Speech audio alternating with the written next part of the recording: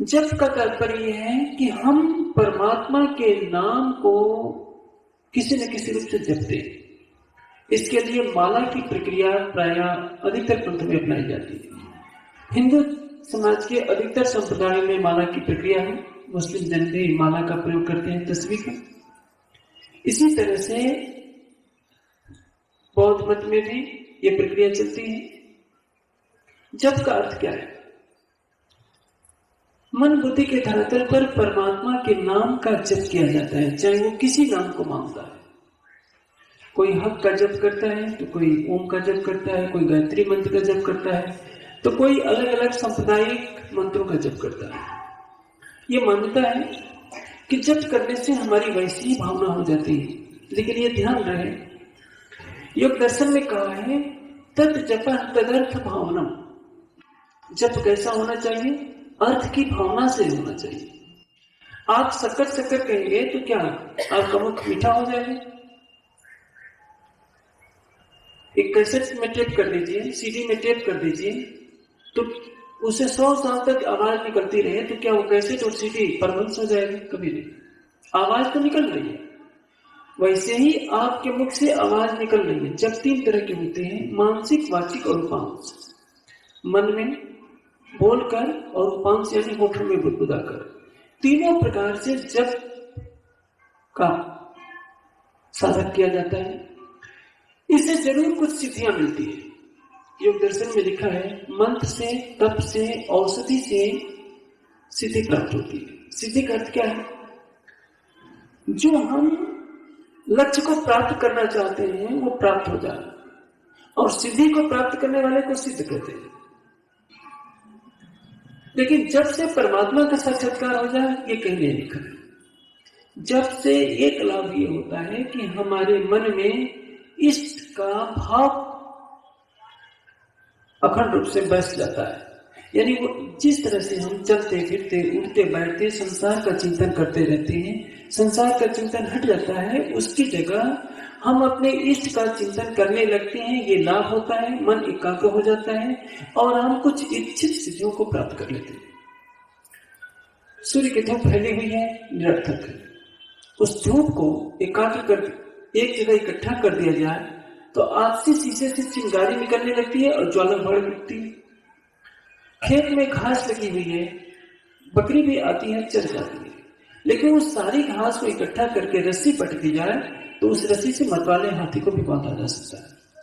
यानी जीव के साथ जो शक्ति जुड़ी हुई है वो मन और अंतःकरण इंद्रियों के माध्यम से विषयों में व्यर्थ हो रही है। उस शक्ति को एकत्रित कर देना योग का पहला लक्षण ये है।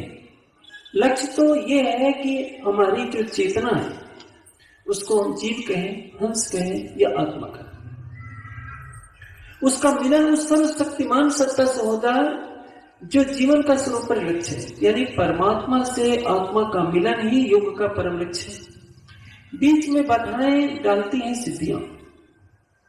जैसे मंत्र के जप से जो सिद्धि प्राप्त होती है उसका प्रदर्शन करने पर क्या मिलता है? संसार में चारों तरफ प्रतिष्ठा।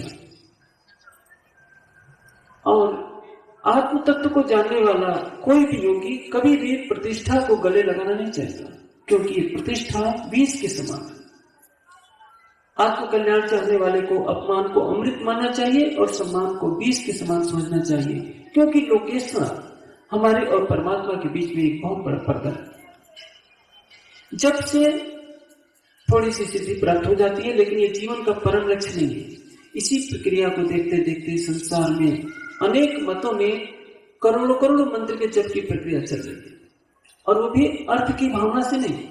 एक लकीर चल पड़ती है, हाँ हमें इस मंत्र का इतनी बार जप करना है। मन को एकाग्र करने से इतनी शक्ति मिलती है कि विदेश वालों ने भी इसको प्रयोग में लाया है।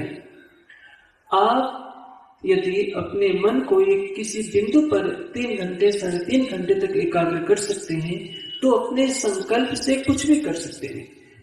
विदेश में एक व्यक्ति ने घड़ी की सुइयों को उल्टा चलाकर दिखा दिया। किसी को सम्मोहित भी इसी प्रक्रिया से किया जाता है। योग का उद्देश्य ये नहीं होता कि हम संसार में सिद्धि प्रदर्शन करें या सम्मोहन का प्रयोग करें। परमात्मा का इससे मिलन नहीं होना है। गायत्री मंत्र के भी जप की प्रक्रिया है। मंत्र में कहा गया है तत्सवितुर्वरेण्यं भर्गो देवस्य धीमहि धिया यो न प्रचोदयात्। उस परमात्मा के तेजोमयी आनंदमयी स्वरूप को हम धारण करें। धारणा से ध्यान होगा, ध्यान से समाधि होगी और समाधि से परमात्मा का साक्षात्कार होगा। मंत्र में ज्ञान निहित होता है।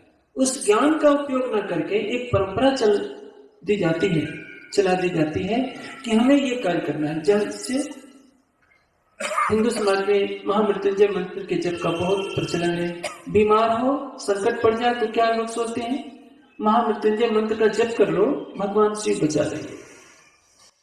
उस मंत्र में तो कहा गया है त्र्यंबकम यजामहे सुगंधिम पुष्टिवर्धनम। यह त्र्यंबक किसको कहते हैं? जिसमें सृष्टि की उत्पत्ति, पालन और संहार करने का गुण हो, उसको त्र्यंबक कहते हैं।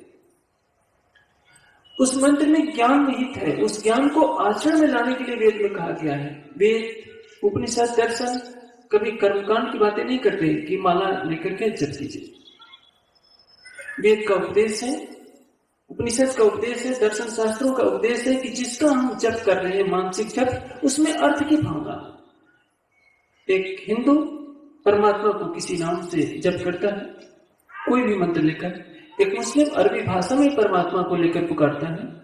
एक क्रिश्चियन चाहे इंग्लिश में जप करे या किसी अन्य भाषा में जप करे, आखिर परमात्मा तो सबका है। अनुभूति तो अपने अपने स्तर पर होगी। परमात्मा किसी चौपाई से, किसी श्लोक से, किसी मंत्र से, किसी शब्द से बधा हुआ नहीं है, वो सबका है। हमारी पृथ्वी जैसी असंख्य पृथ्वियां उसकी सृष्टि में है। क्या वे किसी भाषा के बंधन में रहेगा कि इसी